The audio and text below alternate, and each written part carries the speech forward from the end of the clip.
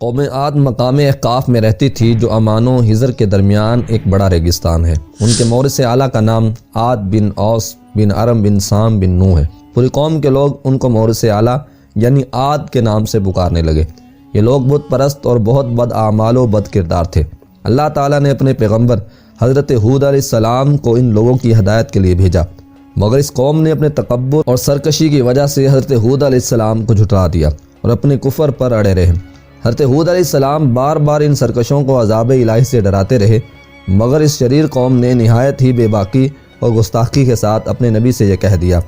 ترجمہ: کیا تم ہمارے پاس اس لیے آئے ہو کہ ہم ایک اللہ کو پوجیں اور جو ہمارے باپ دادا پوجتے تھے انہیں چھوڑ دیں؟ تو لاؤ جس کا ہمیں وعدہ دے رہے تھے اگر تم سچے ہو۔ آخر عذاب الہی کی جھلکیاں شروع ہو گئیں۔ 3 سال تک بارش ہی نہیں ہوئی۔ ہر طرف قحط و خشک سالی کا دورہ ہو گیا، یہاں تک کہ لوگ اناج کے دانے دانے کو ترس گئے۔ اس زمانے کا یہ دستور تھا کہ جب کوئی بلا اور مصیبت آتی تھی تو لوگ مکہ معظمہ جا کر خانہ کعبہ میں دعائیں مانگتے تھے تو بلائیں ٹل جاتی تھیں۔ چنانچہ ایک جماعت مکہ معظمہ گئی۔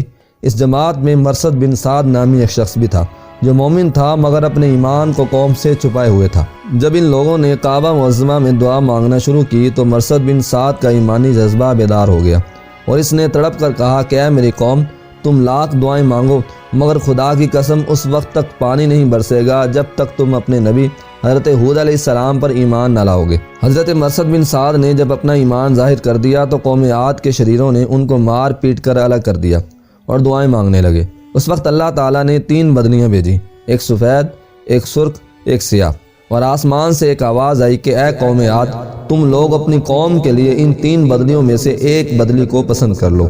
ان لوگوں نے کالی بدلی کو پسند کر لیا اور ان لوگوں کا خیال تھا کہ کالی بدلی میں سے تو بارش ہی برسے گی۔ چنانچہ وہ ابر سیاہ قوم عاد کی آبادیوں کی طرف چل پڑا۔ قوم عاد کے لوگ کالی بدلی کو دیکھ کر بہت خوش ہوئے۔ حضرت ہود علیہ السلام نے فرمایا کہ اے میری قوم، دیکھ لو عذاب الہی ابر کی صورت میں تمہاری طرف بڑھ رہا ہے۔ مگر قوم کے گستاخوں نے اپنے نبی کو جھٹلا دیا اور کہا کہ کہاں کا عذاب اور کیسا عذاب؟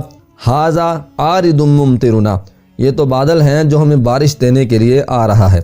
یہ بادل پچھم کی طرف سے آبادیوں کی طرف برابر بڑھتا رہا اور ایک دم ناگہاں اس میں سے ایک آندھی آئی جو اتنی شدید تھی کہ اونٹوں کو ماں ان کے سوار کے اڑا کر کہیں سے کہیں پھینک دیتی تھی، پھر اتنی زوردار ہو گئی کہ درختوں کو جڑوں سے اکھاڑ کر لے جانے لگی۔ یہ دیکھ کر قوم عاد کے لوگوں نے اپنے سنگین محلوں میں داخل ہو کر دروازوں کو بند کر لیا، مگر آندھی کے جھونکے نہ صرف دروازوں کو اکھاڑ کر لے گئے بلکہ پوری عمارتوں کو جھنجھوڑ کر ان کی اینٹ سے اینٹ بجا دی۔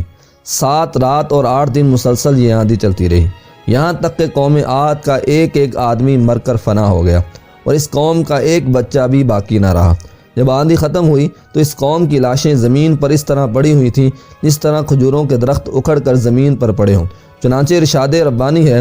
ترجمہ: اور رہے عاد وہ ہلاک کیے گئے نہایت سخت گرجتی آندھی سے، وہ ان پر قوت سے لگا دی 7 راتیں اور 8 دن لگاتار۔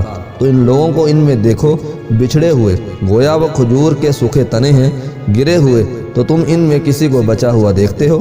پھر قدرت خداوندی سے کالے رنگ کے پرندوں کا ایک غول نمودار ہوا جنہوں نے ان لاشوں کو اٹھا کر سمندر میں پھینک دیا، اور حضرت ہود علیہ السلام نے اس بستی کو چھوڑ دیا اور چند مؤمنین کو جو ایمان لائے تھے ساتھ لے کر مکہ مکرمہ چلے گئے اور آخر زندگی تک بیت اللہ شریف میں عبادت کرتے رہے۔